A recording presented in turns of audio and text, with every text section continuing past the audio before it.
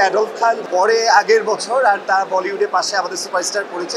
আর এটা আমি একটা বলিউড আর্টিস্টের একটা লুককে আমি রিক্রিয়েট করার ট্রাই করেছি। অসাধারণ অনুভূতি এই কারণে যে আমরা যারা মিডিয়ার সাথে বা শোবিজ অঙ্গন নিয়ে এত বছর ধরে আছি, আমাদের জন্য এই অ্যাওয়ার্ড শো, রেড কার্পেট, এই যে গ্ল্যাম মুভ, এই যে এত ক্যামেরা, দর্শক, লাইট, ক্যামেরার হাতছানি, এই ব্যাপারগুলো তো আমরা অনেক বছর অপেক্ষা করেছি। সো ডেফিনেটলি আমার অনেক ভালো লাগছে, ভীষণ ভালো লাগছে, কারণ বাইফা আমাদের সেই কাজটা করার সুযোগ করে দিয়েছে। তো বাইফা আজকে যে আয়োজনটা করেছে সেটা একটা চমৎকার উদ্যোগ, কারণ এতে করে আমাদের অনেক শিল্পীরা ইন্সপায়ার হবে, ভালো কাজ বাড়বে, ভালো কাজের সম্মানটা পাবে, ভালো কাজের স্বীকৃতি পাবে। তো ডেফিনেটলি এটা বাইফা একটা চমৎকার একটা স্টেপ নিয়েছে, প্রতি বছর করছে। আমি চাই বাইফা ভাবে অনেক যুগ এগিয়ে যাক এবং আমাদেরকে আরো বেশি, অনেক বেশি গৌরবান্বিত করুক।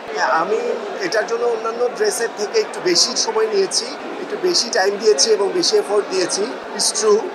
আর এটা আমি একটা বলিউড আর্টিস্টের একটা লুককে আমি রিক্রিয়েট করার ট্রাই করেছি। সো আমি হুবহু ওটাই করার চেষ্টা করেছি এবং আজকে ওটা করেই হাজির হয়েছি। এই ড্রেসটা আমার টোটালি বাইফার জন্যই।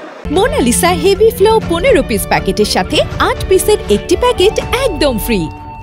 কস্ট বলে শেষ করা যাবে না, অনেক কস্টলি। তৈরি করে সব কিছু A to Z অ্যারেঞ্জ করে করতে গেলে তো অ্যাটলিস্ট একটা ড্রেস করতে গেলে তো একটা 6 ডিজিট লাগবেই, স্বাভাবিক।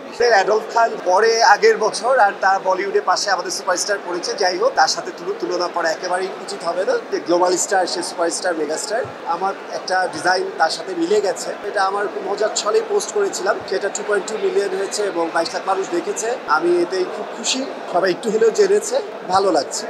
এখন আস্তে আস্তে সমালোচনাগুলো সরে যাচ্ছে। এখন মানুষের, পাবলিকের, দর্শকের অ্যাকসেপ্টেন্স অনেক বেশি।